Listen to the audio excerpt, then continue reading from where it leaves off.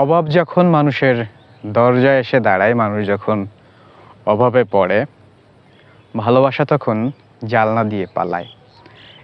এই চলন বাক্যটা আমরা অনেকেই শুনেছি যে অভাব ঘরে আসলে ভালোবাসা দরজা দিয়ে জানলা দিলে পালায়া যায়।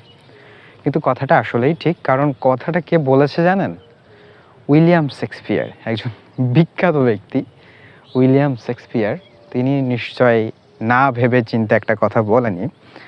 তো আসলেই আমাদের সমাজে যখন মানুষ অভাবে পড়ে, তার ব্যক্তিগত সামাজিক রূপ বলেন, বৈবাহিক রূপ বলেন, সব দিকে কিছু পরিবর্তন দেখা যায়।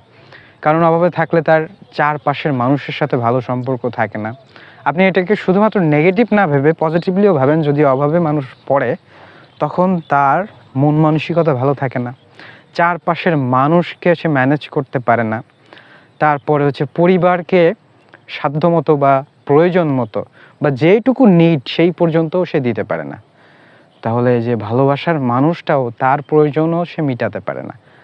এজন্যই তখন ভালোবাসাটা একটু শিথিল হয়ে যায়, সীমিত হয়ে যায়। এজন্য উইলিয়াম শেক্সপিয়ার বলছেন যে অভাব যখন মানুষের দরজায় এসে দাঁড়ায়, ভালোবাসা তখন উল্টো দিক দিয়ে জানলা দিয়ে পালিয়ে যায়।